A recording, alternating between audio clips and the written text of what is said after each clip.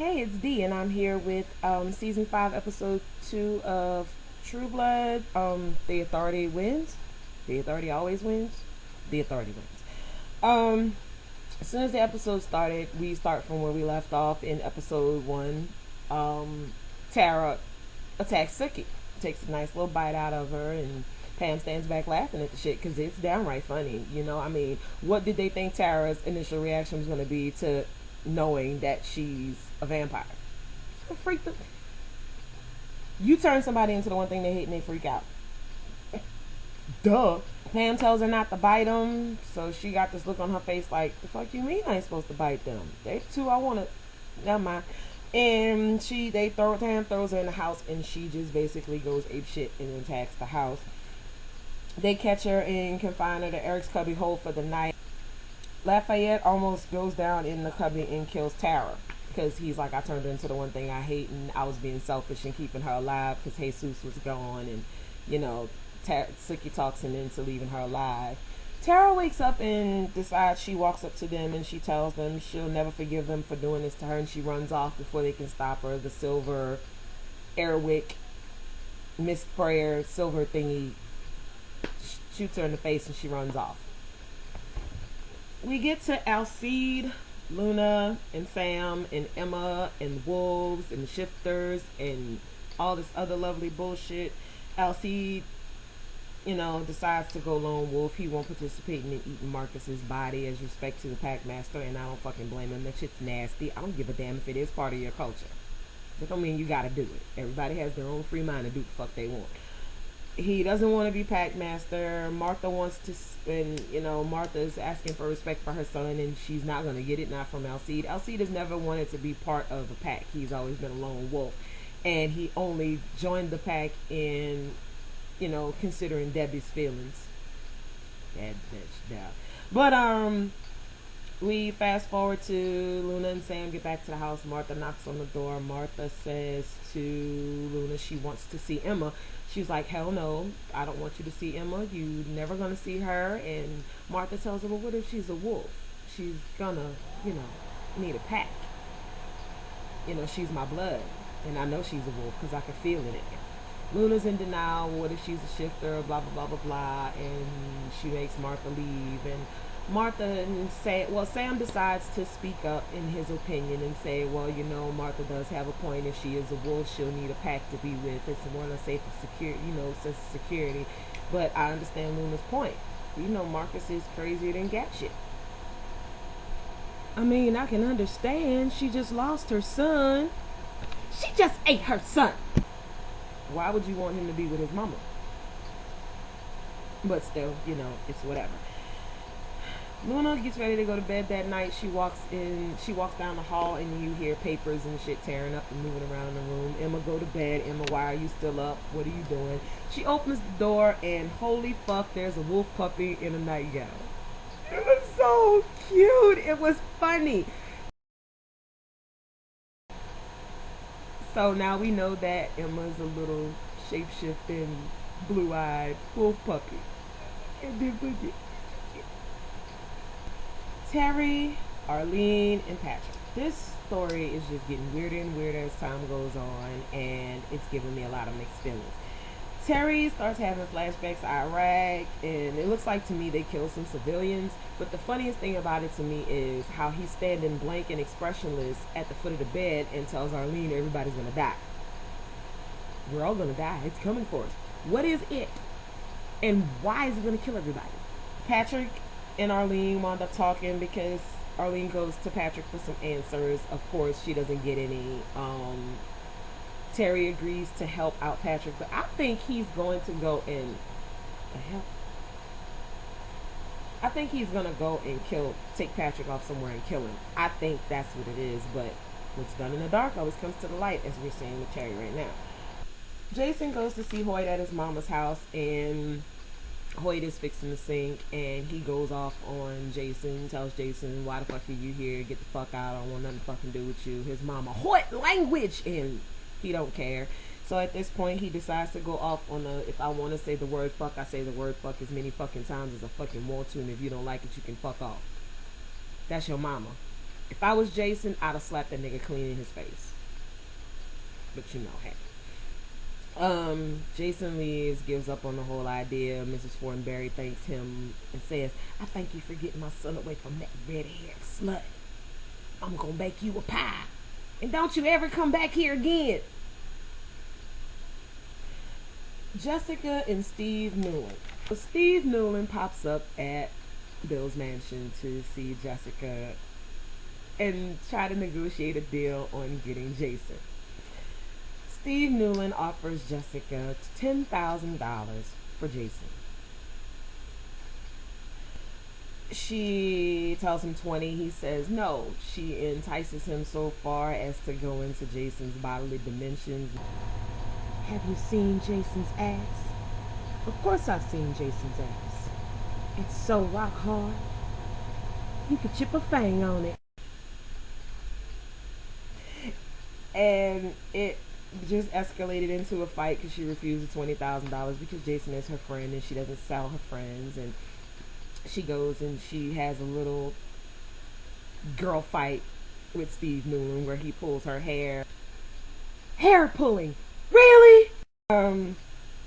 So she puts him out and puts all the college students out, and you know, it is what it is. We had a lovely flashback scene to when Pam met Eric in 1906 in San Francisco, and it was rather sweet and interesting to find out that Pam has feelings, that she was once a compassionate person and she was a human. I still don't know the details as to how she got changed yet, but I guess we'll be finding out for as long as Eric's not around. I'm pretty much figuring we'll get more into Pam's story. I mean, Eric's suit was just gorgeous, and Pam's dress was amazing, even though it got splattered in blood. I loved it. She was a prostitute, almost got killed by Jack the Ripper type person, I guess, and Eric saved her life. And yeah, it was nice. It was cute. It was nice to see where the beginning of their relationship came from. Bill, Eric, and Nora. I came to them last because it's the most detail, and I'm probably, this was the basis of the episode as we get to the authority. Bill, Eric, and Nora arrive in New Orleans at the authority headquarters. They meet up with Salome. She brings them down to the lobby, and they get thrown into cells. Well, actually, Nora was the only one that got thrown into the cell. She's a chancellor of the authority. She's a double agent, go figure. They lock them in the cells, and they meet up with this crazy-looking vampire, whatever dude who was a nurse practitioner and was eating babies. They're just so succulent, newborns. So succulent. Y'all heard him.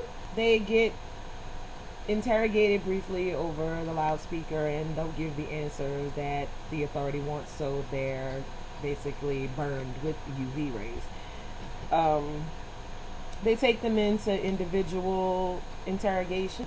Bill is told that Eric broke and snitched and was told everything. Of course, Bill didn't break, and Eric was told that not only did Bill break and been reinstated as the King of Louisiana, but he was also told that Nora was killed. My entire thing about that is this: how do you sit there and plan to lie to a vampire about someone who is his sister? And if it's the vampire authority, how did they not know that Eric and Nora had the same maker, which was Godric? Apparently the authority runs all things and tries to control everything vampire there is, but they can't even do a background check. They get into individual interrogation, like I said before, and they're hooked up to the lethal injection looking machine that has concentrated silver in it. Bill is asked, all kinds of questions. Is he in the Sanguinista movement? I still have to find out what that is. I'm curious to know now. So if I got to backtrack a few seasons, I'll find out. If anybody does know what the Sanguinista movement is, feel free to tell me. Comment box down there. I'd appreciate it. Nora was never interrogated, and that's the part that's amazing to me. I think they're going to spare her life in the end eventually, because they still haven't killed her. If they would have killed her, Eric would have probably felt it. I'm thinking. Maybe. The authority starts off with their prayer at the beginning of their meetings, I guess, as all secret societies have a ritual. And they talk about the blood of Lilith, and she was the firstborn, and backtrack to when they were interrogating Bill, and they were asking him, does he believe in the sacred text saying that, in layman's terms, vampires and humans are not meant to coexist, but humans were made as food for vampires? Bill doesn't believe in it, gets injected.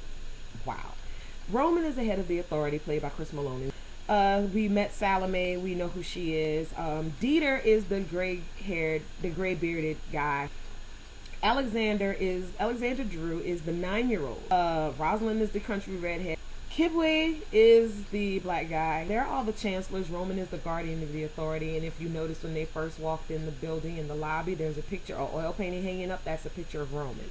They spoke of the blood of Lilith, and that Lilith was created in God's image, and then he created Adam and Eve. So now I'm trying to figure out, it makes me wonder, where does Godric fit in? Because if Godric was their Jesus, so does that make him the son of Lilith and God? Or was he created to come to earth and create humanity between humans and vampires? Because remember, that's all Godric wanted. So after Bill and Eric are debated on by the Vampire Authority on whether they should live or die, as a last-ditch effort, Bill decides to throw it out there that I offer an exchange. In exchange for our lives, I plan to bring you Russell Edgington. This is when the Authority finds out that Nan lied about Russell Edgington being dead. Bringing them his fangs meant nothing. And all in all, now Roman believes they're lying. The Authority believes that they're lying. However, they're intrigued to know exactly if it's the truth. Bill says, I plan to meet the true death either way. Bill is throwing his life out on the line in the most amazing way I've ever seen. And yeah. So it's going to be interesting to see how they're going to manage to bring Russell Edgington in. And fast forward to a room full of dead carcasses and bodies and body parts everywhere, and on a dirty ass gurney in the back room of what looks like an old freaking insane asylum, the best that horror movies can buy, is Russell Edgington on a stretcher feeding. And we find out that his fangs have grown back. Uh-oh. Hope y'all enjoyed this lovely little rundown of True Blood Season 5 Episode 2, The Authority Wins. Anyway, I'll holler at y'all next week. Again, any submissions for Ask D or whatever, any questions, comments, anything you want to say, dskitv@ymail.com. And I'll see y'all guys next week.